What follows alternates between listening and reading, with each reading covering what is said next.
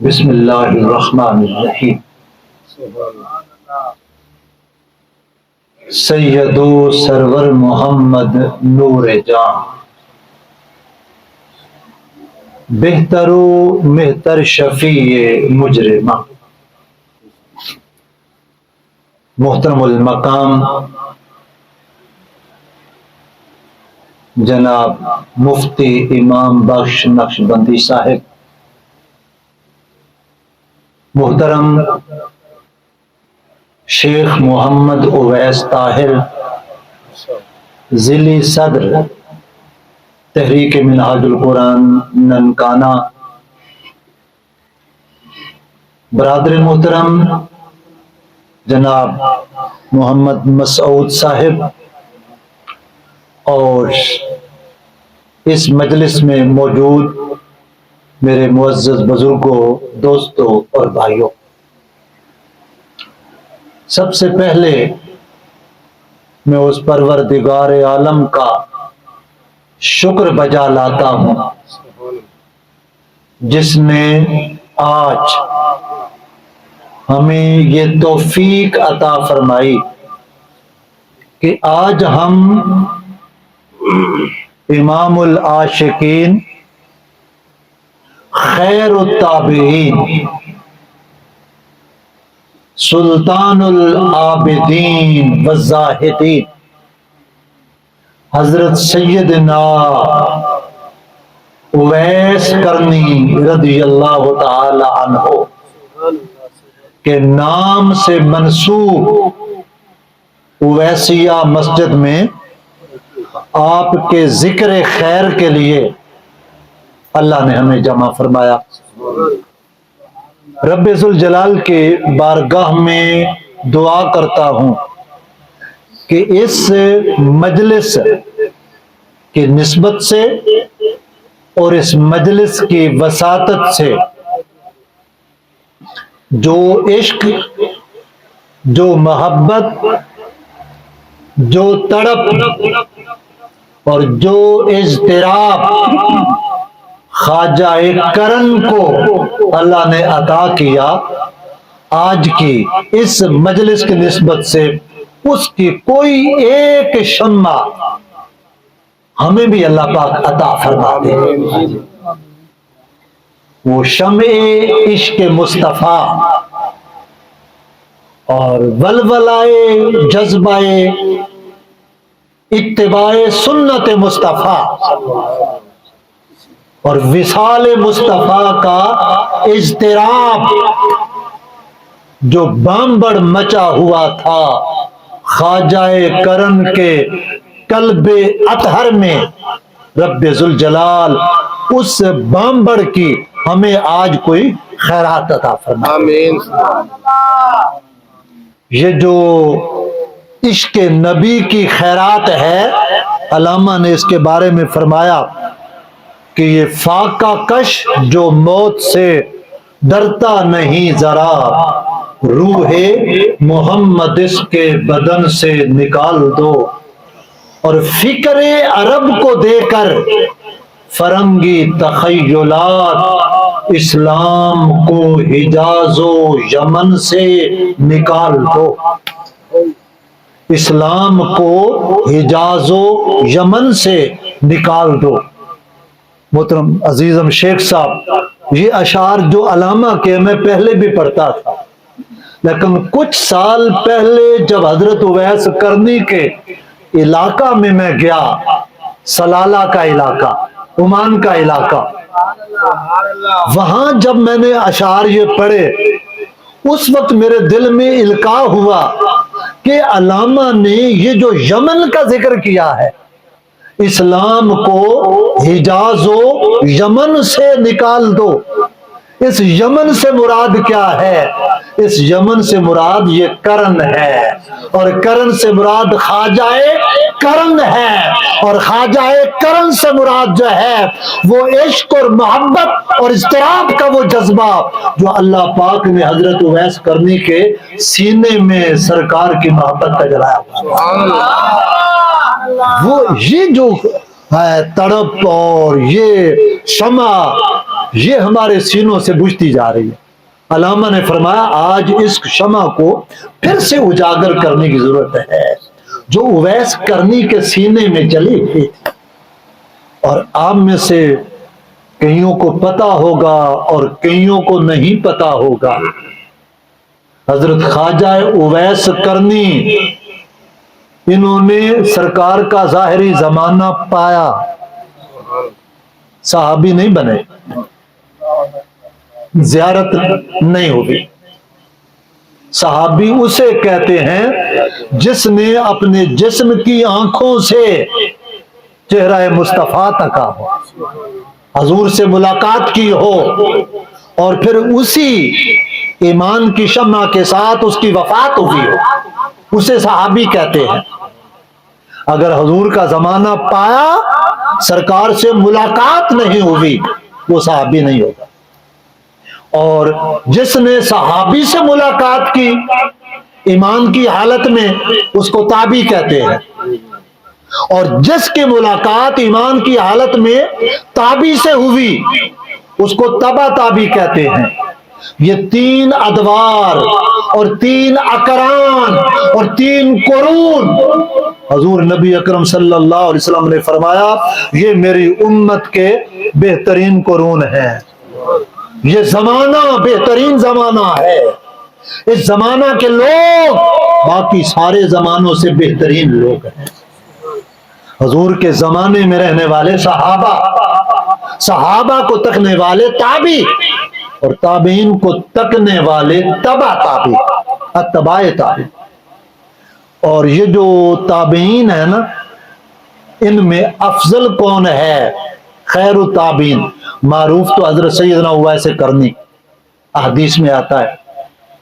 تو عشق اور محبت میں خیر سلطان التابعین حضرت اویس کرنی، تصوف میں حضرت حسن بصری، اور علم حدیث میں علم فقہ میں حضرت سعید بن مسیب، یہ تینوں تابعین ہیں، اور ان تینوں کو خیر التابعین کہتے ہیں۔ اور میں مبارکباد دیتا ہوں اس مسجد کے بنانے والوں پر جنہوں نے اپنی مسجد کا عنوان رکھا اویسیہ مسجد۔ کیا مسجد کا نام ہے؟ اویسیہ مسجد۔ اور آج ذکر ہو رہا ہے اسی ہستی کا جس کے نام سے اس مسجد کو منسوب کیا گیا ہے، اور ان کی پہچان کیا ہے؟ حضرت سیدنا اویس کرنی کی وہ عشق ہے۔ بولو کیا ہے؟ بولیے کیا ہے؟ عشق ہے۔ اور آج کا عنوان بھی کیا ہے؟ عشق اویس کرنی کانفرنس۔ پہلے یہ سن لے کہ عشق کیا ہے، اور عشق کی قرآن و حدیث میں اور شریعت میں اور ایمان کے ساتھ تعلق کیا ہے۔ اس حوالے سے میں نے 2 آیات کریمہ پڑھی، اور اس کی روشنی میں 1-2 حدیثیں پڑھ کے پھر حضرت اویس کرنی کے عشق اور محبت کی طرف آتا ہوں۔ یہ عربی کے اندر حب کا لفظ ہوتا ہے اور محبت کا لفظ، عشق کا لفظ نہیں۔ بعض لوگ اعتراض بھی کرتے ہیں کہ یہ صوفیاء اپنی کتابوں میں عشق کا ذکر کرتے ہیں، اور اگر سب سے زیادہ عشق کا تذکرہ کسی کتاب میں پڑھنا ہو تو امام بخش نقشبندی جن کا ذکر کر رہے تھے وہ حضرت مولانا روم رحمت اللہ علیہ ہیں، اور جن کے مرید 7 صدیاں بعد مشرق کا فلسفی، شاعر اسلام، ترجمان حقیقت اور مصور پاکستان حضرت علامہ محمد اقبال رحمت اللہ علیہ، عشق کا ذکر جتنی شد و بد سے مثنوی میں ہوا ہے میری معلومات میں کسی اور تصوف کی کتاب میں نہیں ہوا، اور جتنا فیض اس عشق کا علامہ نے حاصل کیا، اپنی کتابوں میں ذکر کیا، وہ بھی میری معلومات میں کسی اور شخصیت کے کلام اور کتاب میں نہیں۔ علامہ نے یہ جو کہا تھا عشق اول، عشق آخر، عشق کل، عشق شاخو، عشق نخلو، عشق گل، اور عقل و دل و نگاہ کا مرشد اولی ہے عشق، عشق نہ ہو تو شرع و دین وقت قدائے تصورات، اور نگاہ عشق و مستی میں وہی اول وہی آخر، وہی قرآن وہی فرقان وہی یاسین وہی طٰہٰ۔ اور یہ جو عشق ہے یہ کیا ہے؟ قرآن حکیم فرماتا ہے الذین آمنوا اشد حبا للہ، ایمان والے وہ ہیں جو اللہ سے ٹوٹ ٹوٹ کر محبت کرتے ہیں۔ حب کا معنی کیا ہے؟ محبت، محبت چاہت کو کہتے ہیں، قلبی میلان کو کہتے ہیں، اور اس حب میں جب شدت آ جاتی ہے، اس حب میں، اس چاہت میں جب کمال آتا چلا جاتا ہے تو دوستو اسے عشق سے تعبیر کرتے ہیں۔ الذین آمنوا اشد، اشد شدت کو کہتے ہیں، حب محبت کو کہتے ہیں۔ محبت میں شدت آ جائے، محبت میں کلائمیکس آ جائے تو اس کو عشق سے تعبیر کرتے ہیں۔ یہ محبت اور عشق یہ ایمان کی دوستو اساس بھی ہے، بنیاد بھی ہے، اور یہی محبت ایمان کا کمال بھی ہے۔ محمد کی محبت دین حق کی شرط اول ہے، اسی میں ہو اگر خامی تو سب کچھ نامکمل ہے۔ سرکار نے فرمایا لا یؤمن احدکم حتی اکون احب الیہ من والدہ وولدہ والناس اجمعین۔ لوگو تم میں سے کوئی شخص کامل مومن اس وقت تک نہیں ہو سکتا جب تک اپنی اولاد سے، اپنے والدین سے اور کل انسانیت سے بڑھ کر مجھے محبوب نہ بنا لے۔ ایمان میں کامل نہیں ہو سکتا۔ اب آپ کے ذہنوں میں تصور پیدا ہونا چاہیے، سوچ سوال پیدا ہونا چاہیے کہ ایسا تو ہمارا جو ہے معیار نہیں ہے، تو کیا ہم مومن نہیں ہیں؟ اس کی وضاحت میں چوتھے پارے کی پہلی آیا کریمہ سے کروں گا۔ لَن تَنَالُوا الْبِرَّ حَتَّىٰ تُنْفِقُوا مِمَّا تُحِبُّونَ، تم ہرگز نیکی کو نہیں پہنچ سکتے جب تک اپنی سب سے زیادہ پسندیدہ چیز اللہ کی راہ میں قربان نہیں کرتے۔ لیکن ہم جو ہے نہیں کرتے۔ پسندیدہ چیز اللہ کے نام پہ کوئی خیرات مانگے، کپڑے مانگے، ہمارے پاس اچھے کپڑے بھی ہوتے ہیں، پرانے کپڑے بھی ہوتے ہیں، اچھے کپڑے دیں تو نیکی میں پہنچیں گے، پرانے کپڑے دیں تو اس کا مطلب نیکی نہیں ہے۔ اس کی شیخ الاسلام ہمارے قبلہ ڈاکٹر طاہر القادری صاحب فلسفہ اسلامی، فلسفہ زندگی میں بڑی تشریح اور تعبیر کرتے ہیں۔ اس کا خلاصہ میں آپ کے سامنے رکھنے لگا ہوں کہ نفس نیکی تو ہے، اگر کھجور کی گٹھلی بھی آپ اللہ کی راہ میں خرچ کرتے ہیں، صدقہ کرتے ہیں، خیرات کرتے ہیں، اللہ کو پسند ہے، اس کا اجر ملے گا، نیکی ملے گی۔ لیکن یہ جو ہے کہ مما تحبون، آپ فرماتے ہیں یہ نفس نیکی ہے، نیکی میں درجے ہوتے ہیں۔ یہ احسان قادر صاحب کا یہ 7 مکان ہے، مکان کے اندر بھی مختلف حصے ہیں۔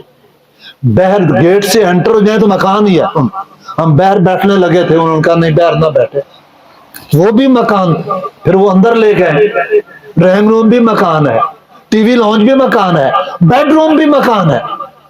تو جس طرح کا مہمان ہوگا معزز، اسی کے مطابق آگے جو ہے اس کے لیے نشست کی جائے گی۔ ہے 4 دیواری کے اندر سارا مکان۔ اسی طرح دوستو اللہ کی راہ میں اگر ایک پائی خرچ کی، گٹھلی خرچ کی، 1 پیسہ خرچ کیا، نیکی ہوگی، ثواب ہوگا۔ لیکن نیکی میں فرق ہے، نیکی میں کمال تب آئے گا جب اپنی سب سے زیادہ پسندیدہ چیز خرچ کرو گے۔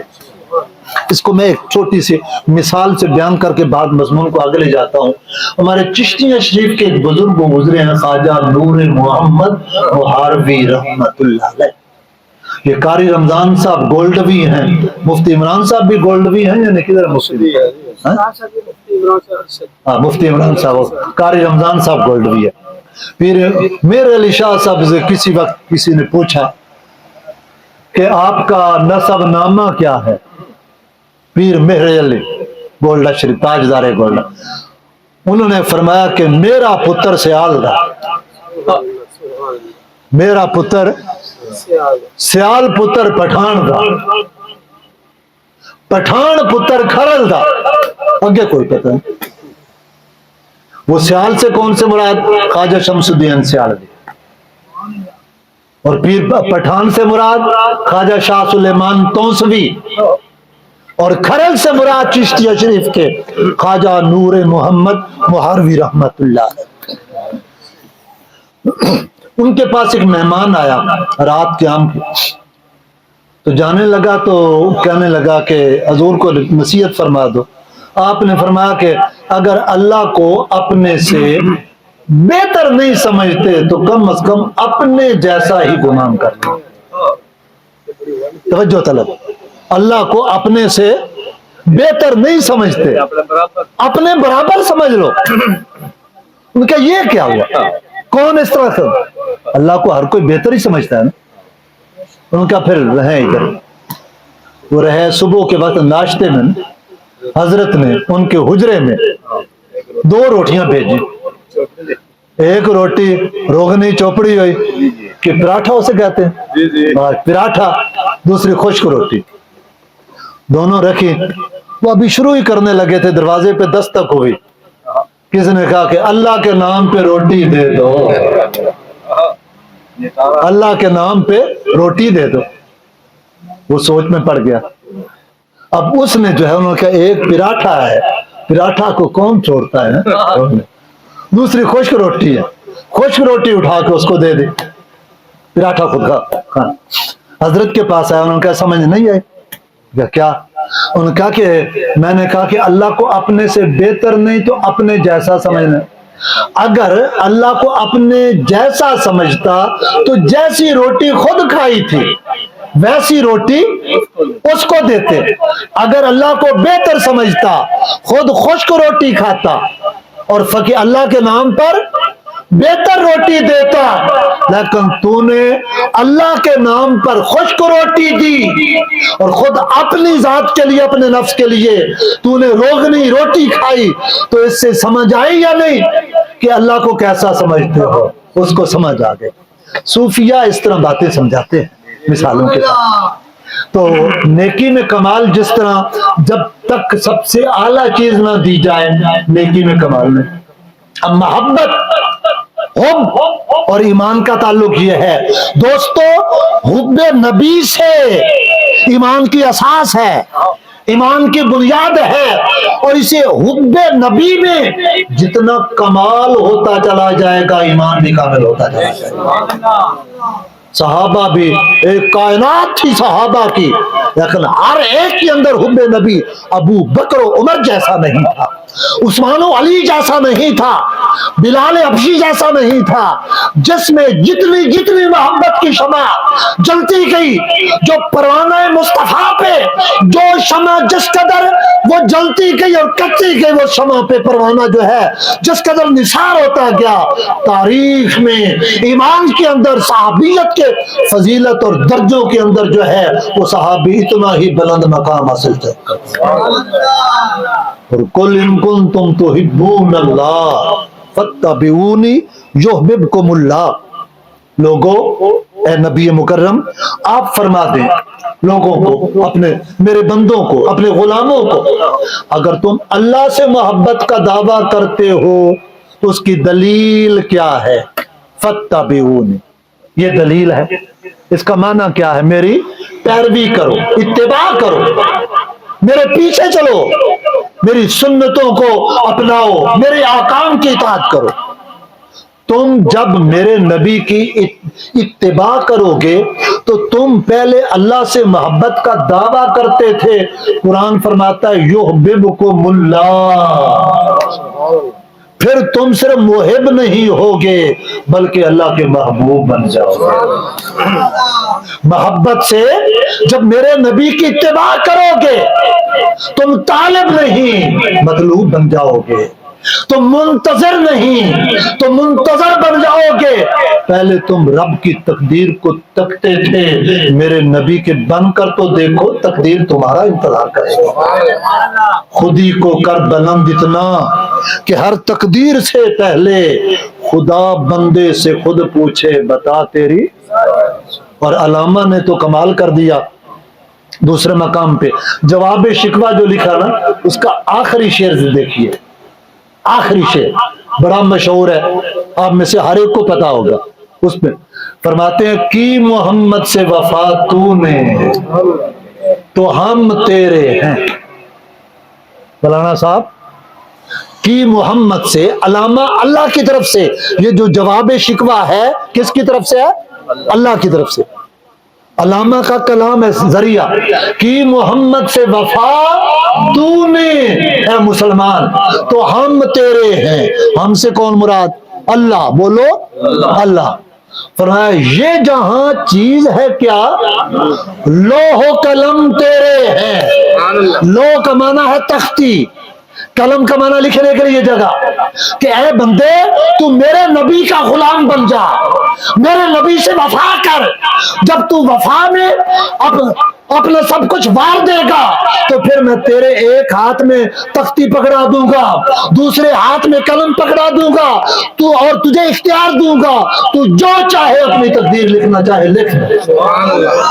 یہ ہے لوح و قلم تیرے۔ تو یہ وفا کا یہ نتیجہ۔ حضور نبی اکرم صلی اللہ علیہ وسلم کی ایک حدیث پاک سنیے، یہ حب نبی، محبت سرکار دو عالم صلی اللہ علیہ وسلم کی اس حدیث پاک کو حضرت انس رضی اللہ تعالیٰ عنہ روایت کرتے ہیں۔ یہ 10 سال مدینہ میں حضور کے خادم رہے اور بیان کرتے ہیں 10 سال چھوٹے سی عمر کے تھے جی، تو کہتے ہیں مجھے سرکار نے ایک دفعہ بھی نہیں جھڑکا۔ یہ سرکار کی محبت۔ تو کہتے ہیں ایک دفعہ میں اور سرکار دو عالم صلی اللہ علیہ وسلم مسجد نبوی سے باہر نکل رہے تھے۔ ایک دروازے سے جب باہر نکلے ایک شخص ہانپتا ہوا آ رہا ہے، اس نے سوال کیا، سوال بھی توجہ طلب ہے اور جواب بھی سننا۔ سوال کرنے والا آ کے کہتا ہے یا رسول اللہ متی الساعہ، قیامت کب آئے گی؟ سرکار نے جواب دیا اے قیامت کا سوال کرنے والے بتا ما اعددت لہا، تو نے قیامت کے لیے کیا تیاری کی ہے؟ سوال کیا تھا قیامت کب آئے گی، اب جواب سنیے۔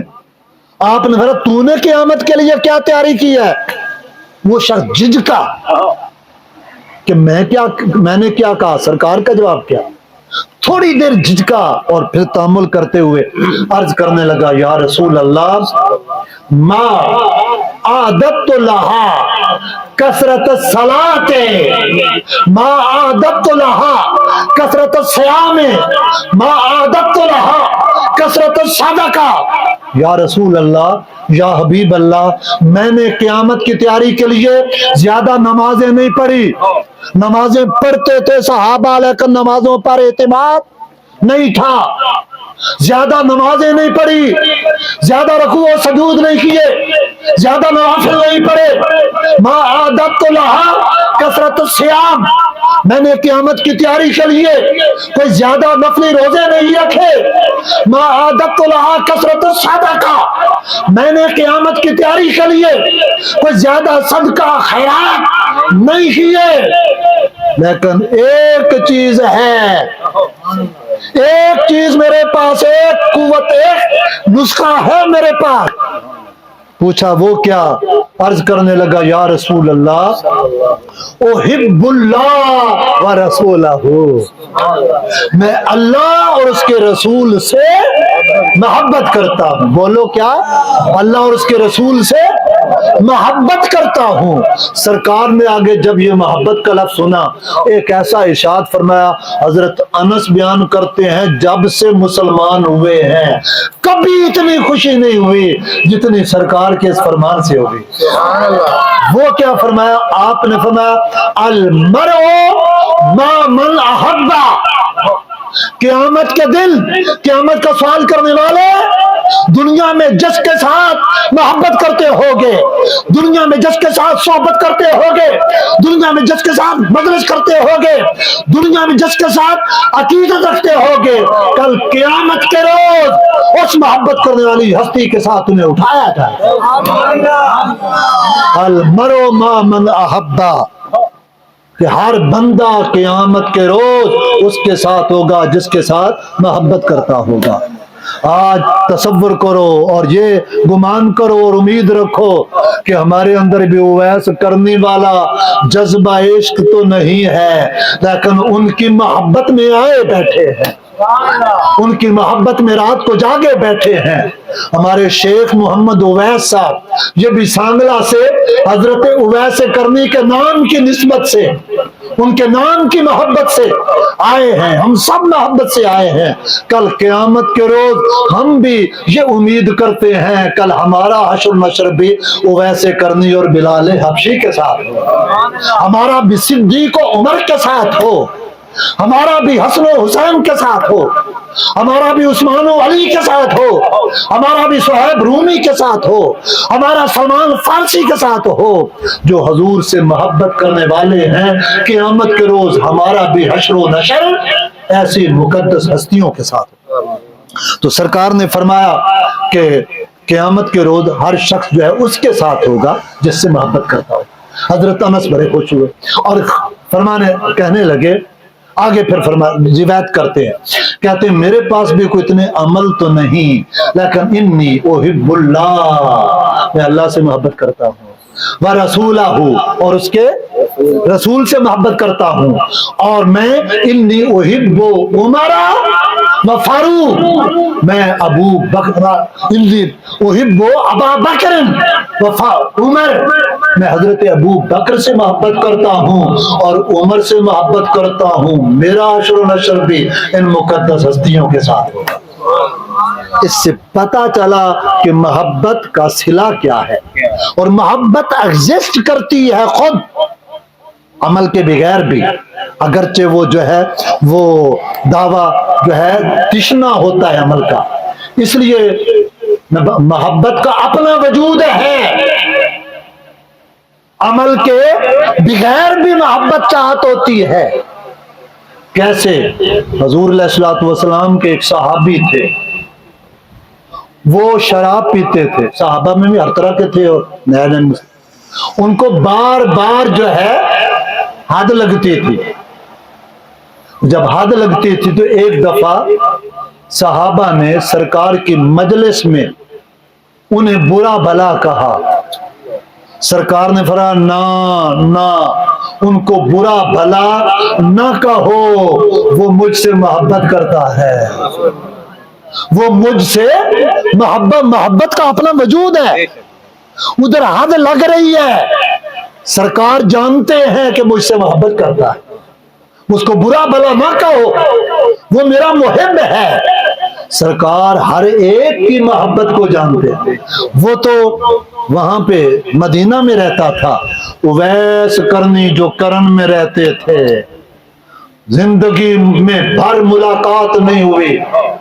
آپ احادیث اٹھا کر دیکھیں, مسلم شریف کی احادیث, دیگر بڑی بڑی کتب حدیث, ان میں صحابہ روایت کرتے ہیں, حضرت اویس کرنی کا نام آتا ہے.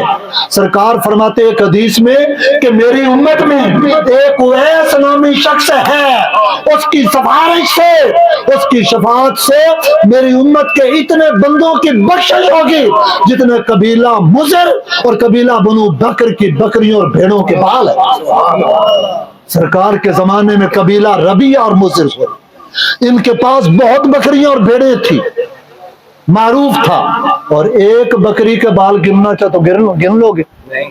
یہ کثرت کے لیے اویس کرنی فرماتے ہیں کہ میرا ایک عاشق زار اویس نامی شخص ہے، اس کی سفارش سے اتنے لوگوں کی بخشش ہوگی جتنا قبیلہ مزر اور قبیلہ ربیہ ان کی بکری اور بھیڑوں کے بال ہے۔ سرکار کو کیسے پتا چل گیا؟ یمن میں، سرکار مدینہ میں، اور دوسری روایت میں حضرت عمر رضی اللہ تعالیٰ عنہ سے روایت کہ مسلم شریف کی حدیث میں آتا ہے کہ سرکار نے فرمایا حضرت عمر سے، حضرت علی المرتضیٰ سے اویس کا ذکر کرتے تھے۔ اویس کا ذکر کیوں کرتے تھے؟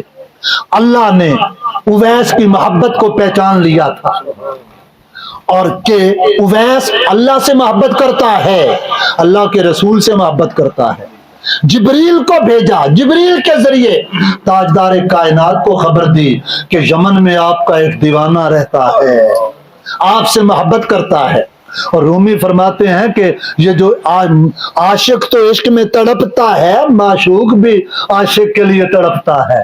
کہتے ہیں عشق پہلے دل معشوق میں پیدا ہوتا ہے، تو وہ اس کا جگہ جگہ ذکر کرتے ہیں۔ عاشق اور معشوق دونوں میں کشش ہوتی ہے، دونوں میں میلان ہوتا ہے، دونوں ایک دوسرے کی طرف جو ہے وہ کشش رکھتے ہیں۔ اگر ویسے کرنی اللہ اور ساتھ یہ فرماتے ہیں کہ پہلے معشوق جو ہے اس میں محبت پیدا ہوتی ہے تو وہ کوئی عاشق بناتا ہے، ویسے کرنی کے اندر وہ عشق پیدا ہوا، سرکار کو جبریل کے ذریعے بتایا گیا، اور یہ باطنی تعلق تھا۔ سرکار فرماتے ہیں کہ کرن میں میرا ایک اویس رہتا ہے، اس کی والدہ بوڑھی ہے، اپنی والدہ کی خدمت کرتا ہے، اس کے ہاتھ پہ برس کا نشان ہے، وہ مجھ سے محبت کرتا ہے، زیارت نہیں ہوئی۔ حضرت عمر اور حضرت ابو بکر سے فرمایا کہ تم ان سے ملاقات نہیں کرو گے۔ حضرت عمر اور حضرت علی المرتضیٰ، حضرت عمر اور حضرت علی المرتضیٰ، ان سے فرمایا تمہاری ملاقات ہوگی، جب ملاقات ہوگی میرا سلام پہنچانا۔ اللہ، سرکار نبیوں کے امام اپنے غلام کو سلام پہنچا رہے ہیں، میرا سلام پہنچانا اور ان سے اپنے لیے بھی دعا کرانا اور میری امت کے لیے بھی دعا کرانا۔ بتاؤ صحابہ کا درجہ افضل ہوتا ہے یا تابعی کا؟ صحابہ کا افضل ہو کے مفضول سے دعا کرنا۔ حضرت مولانا جلال الدین رومی رحمت اللہ علیہ فرماتے ہیں اولیاء دو طرح کے ہوتے ہیں، ایک ہوتے ہیں مشہور، دوسرے ہوتے ہیں مستور، چھپے ہوئے۔ جو ابدال ہوتے ہیں نا وہ بھی چھپے ہوتے ہیں، اللہ کی حق کی غیرت ہے وہ ظاہر نہیں ہونے دیتا، اس کی پیچھے کئی حکمت ہے۔ اور اللہ کے جو نبی ہوتے ہیں نا ان کے اندر خواہش ہوتی ہے کہ ہمیں وہ مستور ولی جو ہیں جنہوں نے اپنے آپ کو پوشیدہ رکھا ہوا ہے ان کی زیارت ملاقات کی خواہش رکھتے ہیں۔ حضرت سیدنا موسیٰ کلیم اللہ انہوں نے بھی خواہش کا اظہار کیا خضر سے ملاقات کا۔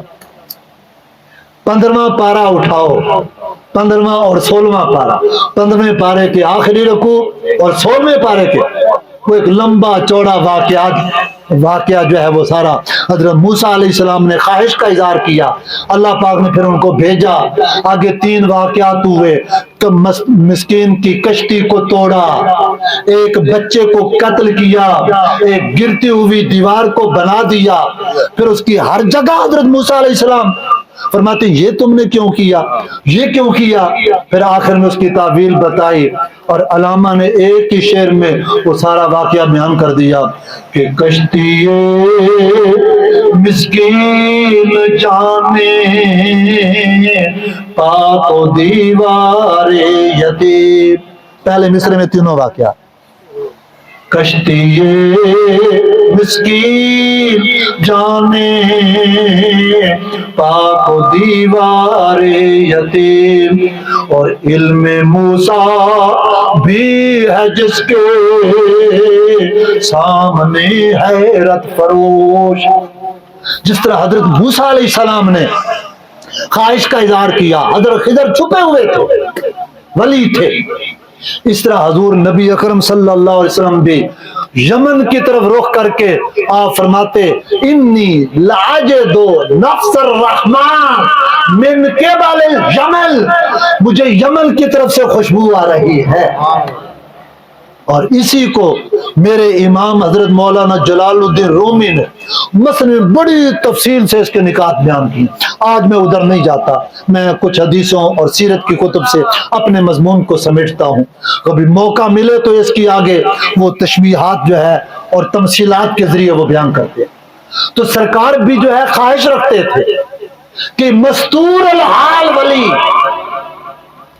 جنہوں نے اپنے آپ کو چھپایا ہوا ہوتا تھا، ان سے ملاقات کے لیے، ان کے شوق دیدار کے لیے، ایک تو اس سے یہ نقطہ نکلتا ہے، دوسرا نقطہ یہ نکلتا ہے حضرت موسیٰ علیہ السلام خضر کی ملاقات کو گئے تھے، سرکار حضرت ویسے کرنی کا ذکر کرتے ہیں. اس سے یہ پتہ چلتا ہے جو فاضل ہے نا، فضیلت والا، ایک ہوتا ہے مفضول جس پر فضیلت دی گئی ہے، تو اسے بھی چاہیے کہ کبھی کبھی مفضول کے پاس بھی جایا کرے. استاد شاگرد کے پاس آئے تو حضرت موسیٰ علیہ السلام اور خضر کی سنت، یا سرکار صحابہ کے پاس جاتے تھے، شیخ مرید کے پاس جائے، شیخ مرید کو سلام بھیجے، استاد مرید کو، اپنے شاگرد کو سلام بھیجے، تو یہ بھی سنت ہے.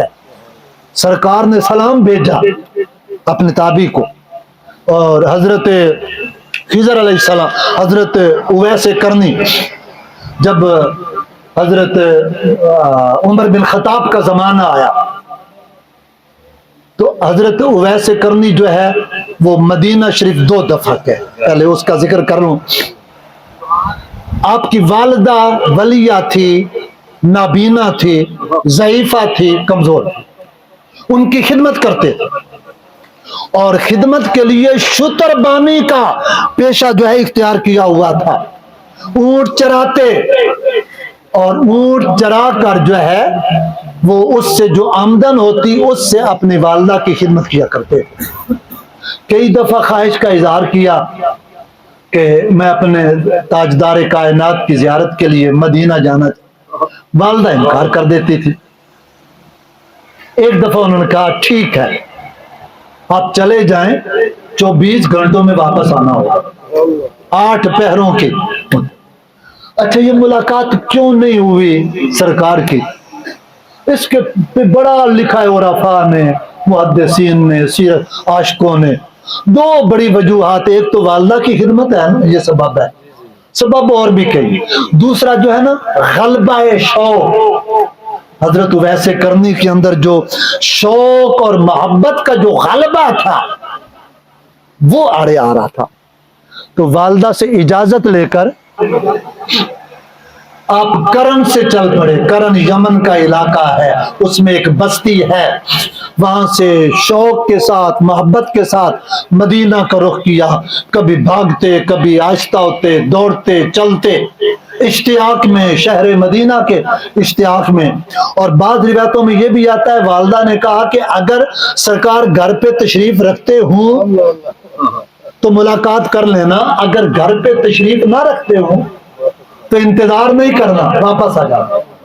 سرکار دو عالم صلی اللہ علیہ وسلم نے بھی اپنی زوجہ محترمہ سے، حضرت عائشہ صدیقہ سے کہا کہ میرا کوئی چاہنے والا، کوئی محبت کرنے والا آئے گا، آئے تو اس کی تواضع کرنا. حضرت اویس کرنی بھاگتے دوڑتے اشتیاق میں مدینہ شریف پہنچے. کرن اور مدینہ میں سفر بھی بہت زیادہ ہے. اس زمانے میں یہ گاڑیاں اور ایروپلین تو ہوتے نہیں تھے، اور 8 گھنٹے، 8 پیر، 24 گھنٹے کا وقفہ تھا. جب وہاں پہنچے تو خبر ملی کہ سرکار دو عالم صلی اللہ علیہ وسلم کسی غزوہ پہ گئے ہوئے ہیں. تو آپ کے حرم پاک میں آپ جی تو پیغام بھیجا کہ عرض کرنا کہ کرن سے ایک اویس آیا تھا، سلام کہتا ہے. سرکار تشریف لائے تو پوچھا کہ یہ نور کا حالہ مجھے دکھائی دیتا ہے، یہ کس وجہ سے، کون آیا ہے؟ حضرت عائشہ صدیقہ جواب دیتی ہیں یا رسول اللہ کوئی شتربان آیا ہے اونٹوں کا چرانے والا، باہر سے ایک دیوانہ سا لگ رہا تھا جی، وہ آیا ہے اور سلام دے کر چلا گیا۔ تو سرکار دو عالم صلی اللہ علیہ وسلم نے فرمایا وہ میرا عاشق زار ویسے کرنی ہے جس کی وفاقت سے میری امت کے کئی لوگوں کی بخشش ہوگی، وہ مجھ سے محبت کرنے والا ہے جس کے قلب اطہر میں اللہ نے ایک ایسا جذبہ رکھا ہے جس جذبے کی کوئی اور جو ہے مثال نہیں ملتی۔ تو ایک دفعہ سرکار کی زندگی میں گئے اور پھر بعد میں جب دور فاروقی آیا تو سرکار کا فرمان تھا حضرت عمر کو، حضرت علی مرتضیٰ کو، آپ نے عرفات کے میدان میں اعلان کیا کوئی یمن کے لوگ ہیں کرن سے آئے ہوئے کچھ لوگ کھڑے ہو گئے، آپ نے کہا تم نے رکے رہنا ہے، وہ رک گئے۔ بعد میں انہیں کہا کہ اس نشانیوں کا جو سرکار نے نشانیاں بتائی تھی کہ ان نشانیوں کا کوئی کرن میں کوئی بندہ رہتا ہے اویس نام کا، وہ سوچ میں پڑ گئے اور پھر بعد میں بتاتے ہیں کہ ان نشانیوں کا ایک آدمی رہتا ہے، لوگ اس کو دیوانہ کہتے ہیں، وہ بستیوں سے دور رہتا ہے، اس جن باتوں سے لوگوں کو خوشی ہوتی ہے ان سے خوش نہیں ہوتا، جن باتوں سے لوگ روتے ہیں ان سے ان کو رونا نہیں آتا، اس کی طبیعت ہی انوکھی ہے، بہر ویرانوں میں رہتا ہے، خلوتوں میں رہتا ہے، اس کا لباس چیترے پھٹے پرانے کپڑے ہوتے ہیں، لوگ اس کو دیوانہ اور مجنوں کہتے ہیں۔ حضرت عمر بن خطاب کہتے ہیں بس اسی آدمی کی ہمیں ضرورت ہے جس کو لوگ دیوانہ کہتے ہیں کہ انوکھی وضع ہے، سارے زمانے سے نرالے ہیں، یہ عاشق کون سی بستی کے یار رہنے والے۔ عاشقوں کا مزاج الگ ہوتا ہے، عاشقوں کی طبیعت الگ ہوتی ہے، اور رومی فرماتے ہیں کہ یہ جو عشق ہے یہ عشق کا مذہب سارے مذہبوں سے جدا ہے۔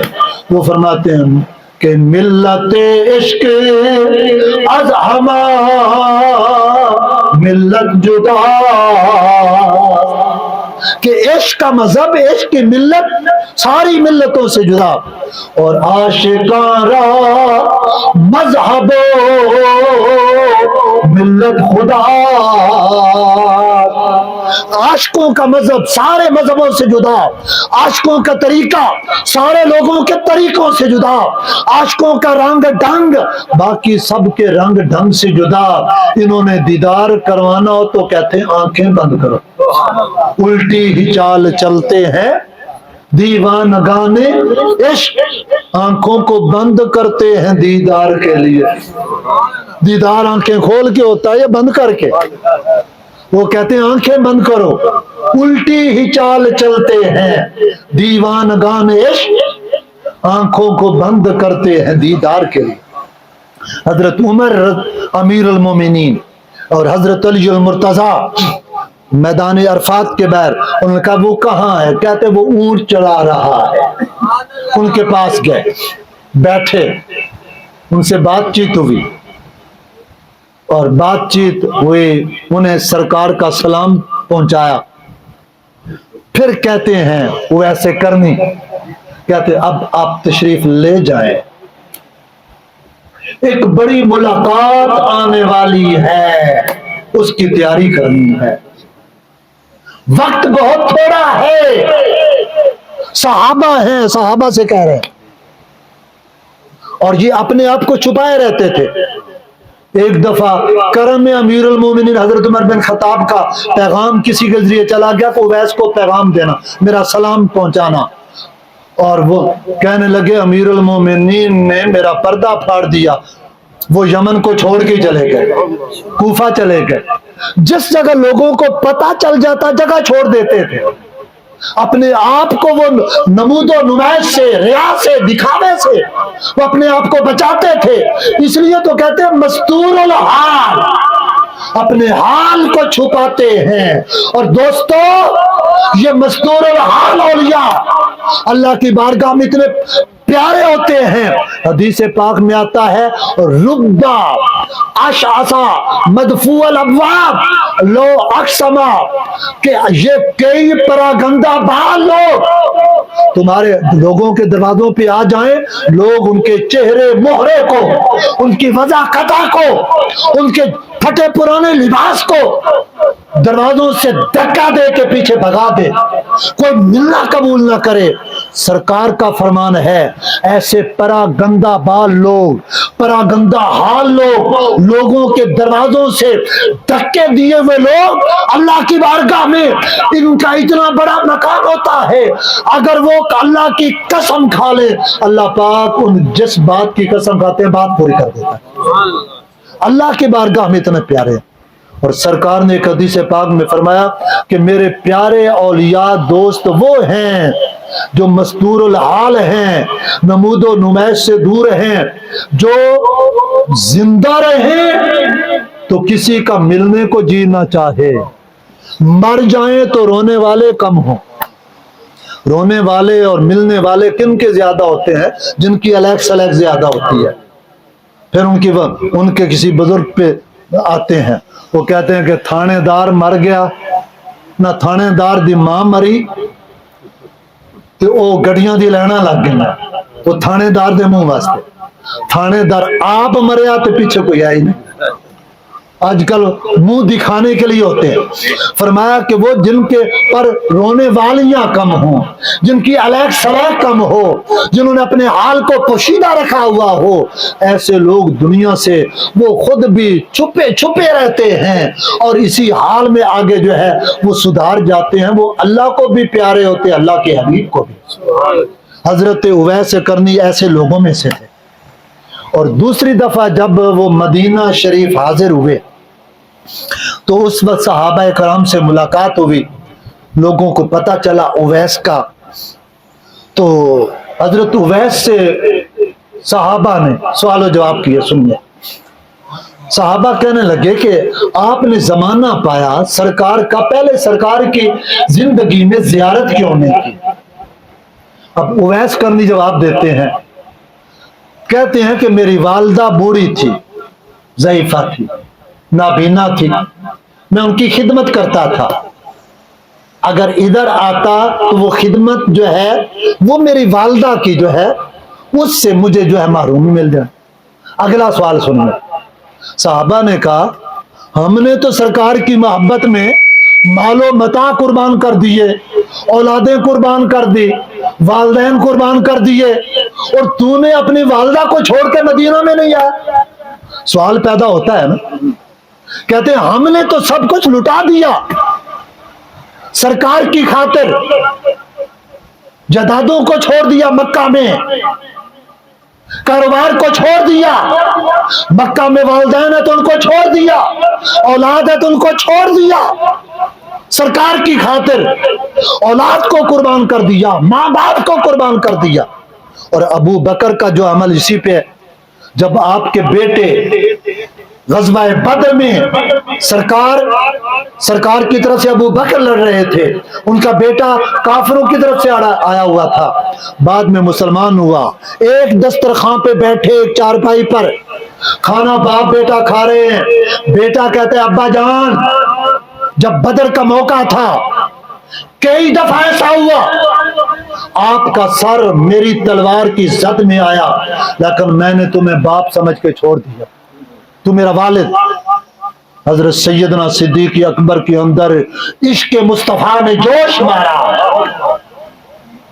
آپ نے فرمایا کہ تو نے کئی دفعہ مجھے باپ سمجھ کے چھوڑ دیا, اگر تیرا سر میری تلوار کی زد میں آ جاتا بخدا تجھے بیٹا سمجھ کے نہ چھوڑتا, بلکہ محمد کا, سرکار کا, کالی کملی والے کا تجھے دشمن سمجھ کے تیرا سر تن سے جدا کر دیتا.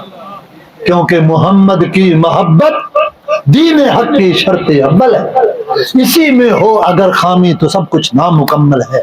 اور محمد ہے متاع عالم ایجاد سے پیارا، پدر مادر برادر اور اولاد سے پیارا۔ صحابہ کہنے لگے ہم نے تو اپنی اولادوں کو چھوڑ دیا، والدین کو چھوڑ دیا، تو اپنی والدوں کو چھوڑ کے کیوں زیارت کو لیے نہیں آیا؟ حضرت اویس کرنی نے اس جواب کو اسی جگہ رہنے دیا۔ آپ نے آگے سوال کیا کہ ذرا بتاؤ سرکار کا حلیہ بتاؤ، سرکار کا چہرہ بتاؤ، سرکار کا شمائل بتاؤ، سرکار کے اعضاء کیسے تھے؟ صحابہ بیان کرنے لگے حضور کا چہرہ ایسا تھا، آپ کی ناک مبارک ایسی تھی، آپ کی زلفیں ایسی تھی، آپ کے گوشت مبارک ایسے تھے، آپ کا سینہ مبارک ایسا تھا۔ آپ کے معجزات بیان کرنے لگے، وہ جو کچھ بیان کرتے جاتے۔ حضرت ویسے کرنی جواب دیتے مجھے اصل نقشہ بتاؤ، تم ظاہر بتا رہے ہو، سرکار کی اصلی صورت بتاؤ، یہ تم عکس بتا رہے ہو، مجھے حضور کی باطنی صورت چاہیے، تم ظاہری صورت بتا رہے ہو۔ وہ صحابہ کہتے ہیں ہم تو اسی کو جانتے ہیں، ہم تو ظاہر کو جانتے ہیں، باطن کا ہمیں نہیں پتا۔ حضرت اویس کرنی کہتے وہ اویس جس نے سرکار کی ظاہری طور پہ زیارت نہیں کی تھی، وہ کہتے ہیں کہ تم جو کچھ بیان کر رہے ہو یہ سب عکس ہے، یہ ریفلیکشن ہے، اصل حقیقت کو چھوڑ ہے، تم وہ حقیقت بیان نہیں کر رہے، تم صرف سایہ بیان کر رہے ہو، اصل بیان کرو۔ اصل پہ اللہ نے پردے ڈال کے رکھے ہیں۔ وہ میرا فیصل آباد کا ایک شاعر سائم چشتی کہا کرتا تھا کہ خدا کی قدرت نے ڈال رکھے تجھ پہ 70,000 پردے، خدا کی غیرت نے ڈال رکھے تجھ پہ 70,000 پردے، جہاں میں لاکھوں ہی طور بنتے جو ایک بھی اٹھتا حجاب تیرا، جہاں میں لاکھوں ہی طور بنتے جو ایک بھی اٹھتا حجاب، اگر ایک پردہ بھی اٹھ جاتا تو دنیا میں لاکھوں جو ہے طور بنتے۔ اللہ نے پردے ڈالے ہوئے تھے، اس لیے حقیقت محمدی کو صرف اللہ جانتا ہے۔ اس لیے میرے شیخ الاسلام فرمایا کرتے ہیں، کہتے ہیں سرکار کی جو ہے 3 شانیں ہیں، ایک ہے شان بشریت، دوسری ہے شان نورانیت، اور تیسری ہے شان حقیقت۔ کہ لوگ تو بشریت اور نورانیت میں جھگڑا کر رہے ہیں۔ بشر اس لیے بنایا تھا کہ بشر فیض پا سکے، نور اس لیے بنایا نور کی ہستیاں جو ہیں فیض پا سکے۔ حقیقت تو کسی نے دیکھی نہیں ہے۔ نور کی معراج جو ہے جبریل امین سید الملائکہ وہ سدرۃ المنتہا پہ رک گیا، بشریت کے امام ان کی مسجد اقصی میں امامت کرائی، اور سدرۃ المنتہا پہ سارے نورانی پیچھے رہ گئے، اوپر جو ہے حقیقت محمدی ہے جہاں رف رف پیش کیا گیا۔ تو حضرت ویسے کرنی فرماتے ہیں تم نے حقیقت محمدی کو نہیں دیکھا۔ دوستان محترم، یہ حضرت سیدنا ویسے کرنی، ان کا جذبہ عشق، ان کا جذبہ محبت جو ہے اس نے دنیا میں بے مثال کر دیا۔ ایک دفعہ مدینہ شریف سرکار کے جب وصال کی خبر پہنچی، جب مدینہ پہنچے تو پوچھا مسجد نبوی شریف کا، مسجد نبوی شریف کے دروازے پہ آئے تو جب آپ کے روضہ اطہر کو دیکھا تو غش کھا کر گر گئے، انہی قدموں پہ پیچھے پلٹ کے گئے اور کہنے لگے کہ میں اس زمین پہ کیسے چلوں جس خاک کے اندر سرکار آرام فرما رہے ہیں۔ پھر اس کے بعد مدینہ شریف، مدینہ کے ادب کی خاطر امام مالک رحمت اللہ علیہ اسی مدینہ الرسول میں چلتے، مدینہ کی دیواروں کے ساتھ اپنی پشت رگڑ رگڑ کے چلتے۔ لوگ کہتے اے امام مالک مدینہ کے بازار اتنے کھلے، آپ درمیان میں کیوں نہیں چلتے؟ امام مالک جواب دیتے لوگوں درمیان میں اس لیے نہیں چلتا کہ کہیں اس جگہ پہ قدم نہ آ جائے جہاں قدم مصطفیٰ لگا۔ یہ اپنا اپنا ادب ہوتا ہے، اپنا اپنا عشق ہوتا ہے۔ حضرت اویس کرنی کو جو عشق دیا وہ انہی کی طبیعت کا تھا۔ بعض لوگوں کے ذہنوں میں آتا ہے جو ویسے کرنے وہ دانتوں کے توڑنے کا جو ہے دانتوں کے شہید کرنے کا اور مدینہ شریف آ کے زیارت ملاقات نہ کرنے کا، تو ابو بکر و عمر عثمان و علی تو ادھر رہے، کیا ان کے اندر جذبہ عشق نہیں تھا؟ ان کے اندر جذبہ محبت اور نہیں تھا؟ دوستو اس کا جواب حضرت مولانا روم کی زبان میں دیتا ہوں۔ وہ فرماتے ہیں کہ اللہ نے ہر ایک کو الگ الگ طبیعت عطا کی ہے، ہر ایک کو الگ الگ مزاج عطا کیا ہے، اس مزاج کے مطابق ڈیل کرتا ہے۔ وہ فرماتے ہیں سرکار نے ایک لونڈی سے پوچھا، کنیز سے پوچھا، کم علم سے پوچھا کہ خدا کہاں رہتا ہے؟ اس نے اوپر اشارہ کیا انگلی سے کہ آسمانوں میں رہتا ہے۔ سرکار اس کی بات مان گئے۔ اب وہ لونڈی جو ہے اوپر اشارہ کر رہی ہے، اگر مفتی صاحب جو ہے مفتی عمران صاحب ان کے سامنے اگر کوئی کہے کہ اللہ جو ہے آسمانوں پہ رہتا ہے تو یہ مفتیوں کے نزدیک یہ کفر کا کلمہ ہوتا ہے کہ ایک جگہ مقید کر دیا اللہ کو۔ تو تاجدار کائنات نے لونڈی کو اس کے حسب حال اس کے جذبے کو قبول کر لیا۔ اسی طرح حضرت سیدنا موسیٰ علیہ السلام اور چرواہے کا واقعہ اسی طرح وہ بیان کرتے ہیں کہ وہ چرواہا اللہ سے باتیں کرتا ہے کہ باری تعالیٰ تیرے گھر کا پتہ نہیں، اگر گھر کا پتہ چل جائے تو ہر روز تیرے گھر جاؤں، تیرا بستر سیدھا کروں، تیرے پاؤں دباؤں، تو سارا دن کائنات کا نظام چلاتا ہے، تھک گیا ہوگا، میں تجھے دودھ پلاؤں، بکریوں کا دودھ پہلے تجھے پلاؤں، پھر بعد میں اپنے بیوی بچوں کے پاس لے جاؤں۔ باری تعالیٰ کروں کیا، تیرے گھر کا ایڈریس نہیں ہے، اگر پتہ چل جائے میں تیرے سر میں کنگھی کروں، تیرے پاؤں دباؤں، بستر صاف کروں، تیرے جوتے صاف کروں۔ حضرت موسیٰ علیہ السلام نے ڈانٹا کہ یہ کیا بکواس کر رہا ہے، تیری بکواس سے یہ دھواں تیرے منہ سے نکل رہا ہے، کہیں اس بے ادبی سے کائنات میں آگ نہ لگ جائے۔ اس نے ہائے کیا کہہ بیٹھا، اس نے گریبان پھاڑا، گریبان پھاڑ کے وہ جنگل میں چلا گیا۔ ادھر حضرت موسیٰ کوہ طور پہ گئے، جب کوہ طور پہ گئے تو اللہ کی طرف سے جواب آیا، وحی آئی، وحی آمد سوئے موسیٰ از خدا، بندائے ماں راز ماں کر دی جدا۔ اے موسیٰ تو نے میرے بندے کو جدا کر دیا، نبیوں کا کام یہ تو نہیں ہوتا۔ تو برائے وصل کردن آمدے یا برائے فصل کردن آمدے، نبی تو مخلوق کو رب سے ملانے کے لیے آتے ہیں، مخلوق کو رب سے بھگانے کے لیے نہیں آتے۔ تو میرے بندے کو بھگا دیا، اور فرمایا کہ منہ سے آداب دانا دیگرم اور سوختہ جانے روانہ دیگرم، کہ فرزانوں کے ایٹیکیٹس اور ہوتے ہیں اور دیوانوں کے آداب اور ہوتے ہیں۔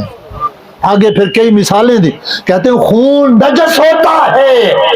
مفتی امام بخش سے پوچھو، کوئی اگر پوچھے کہ کپڑے پر اگر کوئی خون کا قطرہ دھبا لگ جائے یا جسم پہ کیا نماز پڑھ سکتا ہوں؟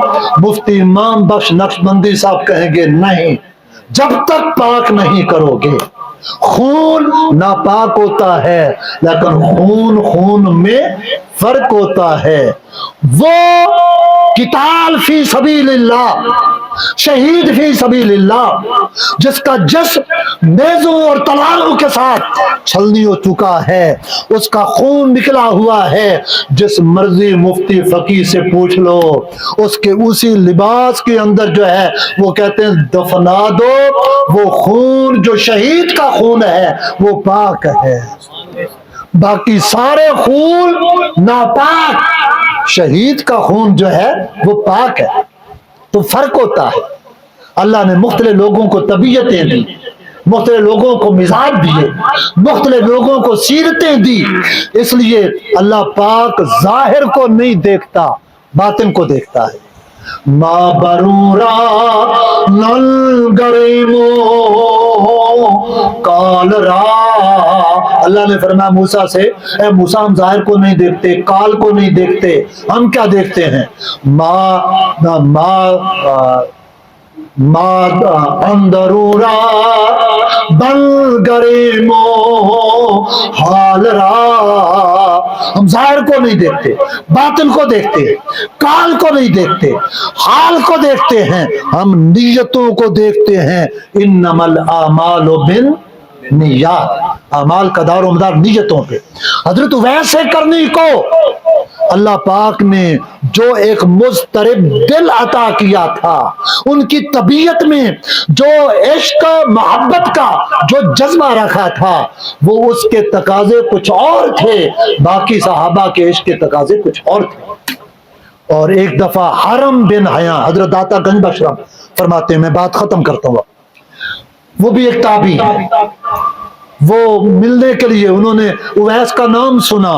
حضرت اویس جگہ بدلتے رہتے تھے، جس بستی میں گئے بستی والوں کو پتا چلا تو بستی چھوڑ دی۔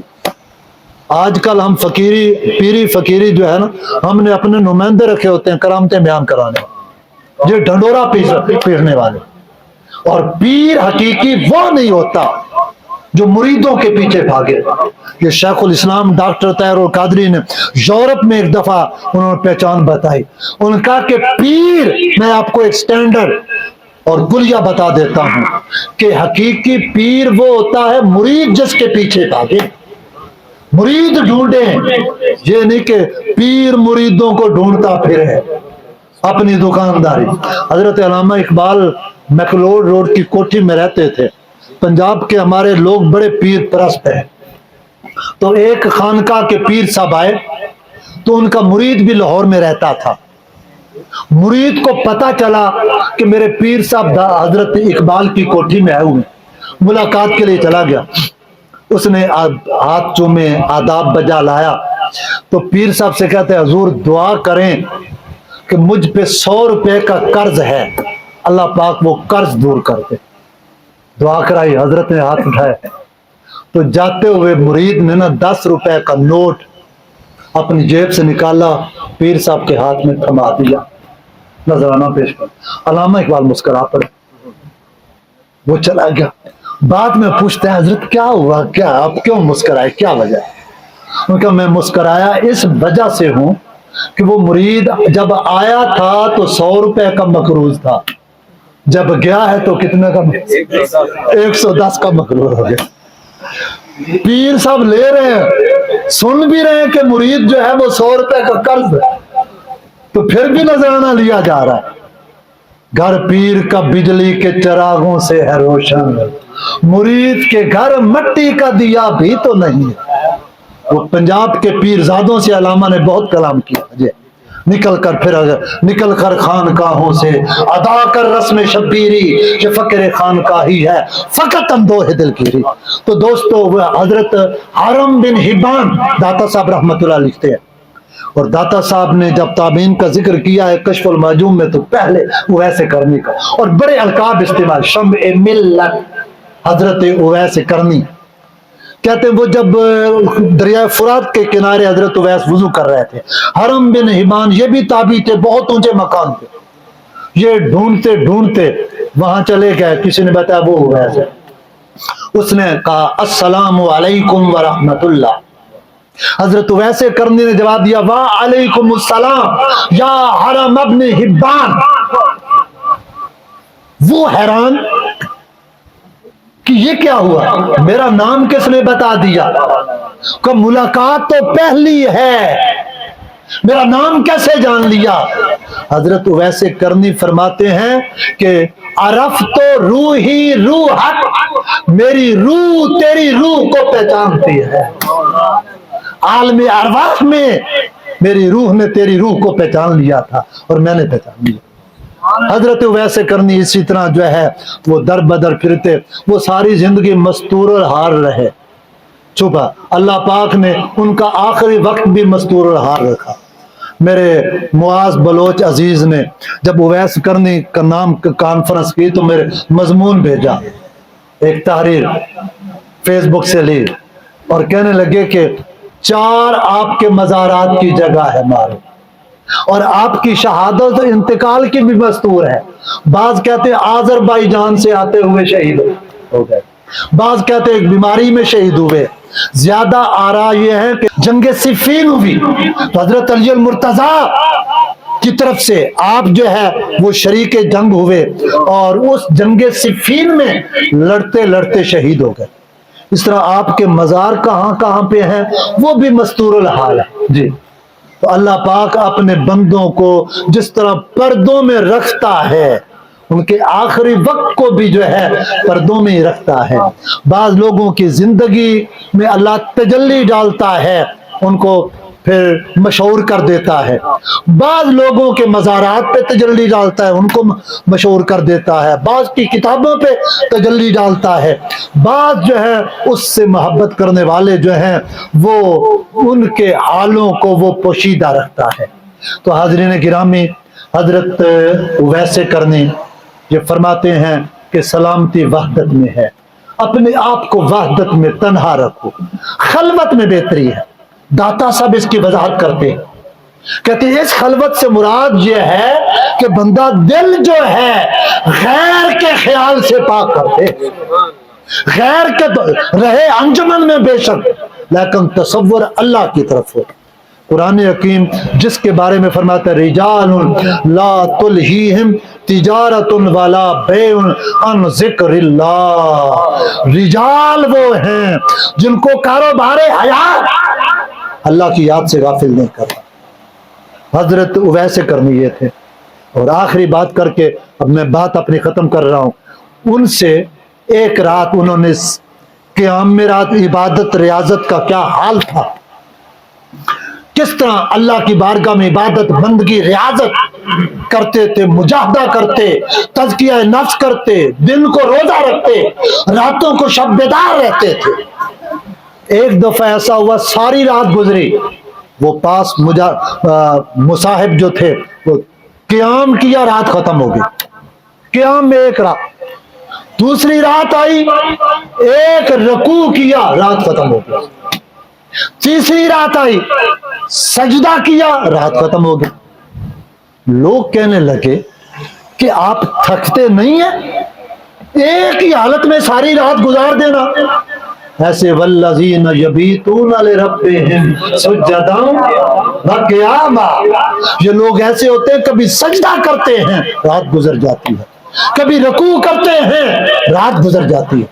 وہ ویسے کرنی سے جب یہ کہا کہ ایک حالت میں ساری رات گزار دی، ان کا میں تو چاہتا ہوں کہ اب تک قیامت تک ایک ہی رات ہو، اور اس رات میں خوب اللہ کی بارگاہ میں ایک ہی سجدہ کروں، اور اس سجدہ کی حالت میں ہی رب ذوالجلال کی بارگاہ میں پہنچ جاؤں۔ کہتے ہیں کہ لوگ کہتے ہیں اتنی لمبی راتیں ہیں، آپ کیسے ایک ایک حالت میں رات گزار دیتے ہیں؟ کہتے ہیں جب میں سجدہ کرتا ہوں سبحان ربی الاعلی کہتا ہوں تو پتہ تب چلتا ہے جب فجر کی اذان کی آواز کانوں میں آتی ہے۔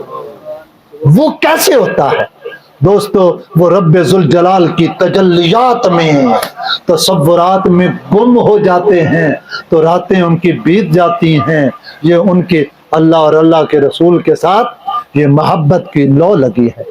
تو حاضرین گرامی قدر، باتیں تو بہت ہو سکتی ہیں، میں اسی مضمون پہ، اسی بات پہ اپنی بات ختم کرتا ہوں، اس پیغام کے ساتھ کہ اللہ پاک حضرت اویس کرنی کو جو محبت، جو عقیدت، جو اضطراب، ان کے دل میں جو جذبہ سرکار کے وصال کا دیا تھا، اس کی کوئی نہ کوئی تڑپ اور کوئی نہ کوئی جھلک ہمارے اندر بھی پیدا ہو، تڑپنے پھڑکنے کی توفیق دے، دل مرتضیٰ سوز صدیق دے۔ تحریک منہاج القرآن آج کے دور زوال و انحطاط میں یہ اویس کرنی والا عشق پھر سے بیدار کرنا چاہتی ہے۔ لوگوں کے دلوں میں پھر سوز صدیق و علی، جو جن کے دل مردہ ہو چکے ان میں پھر سے سوز صدیق و علی کو جو ہے جگانا چاہتی ہے۔ اس لیے پیغام یہ ہے دوستو تحریک کا کہ دنیا کی محبت سے کنارہ کر لو، جیسے بھی گزرتی ہے گزارا کر لو، اور اللہ کے جلووں کی اگر ہے خواہش تو حضور کے جلووں کا نظارہ کرو۔ میں شکریہ ادا کرتا ہوں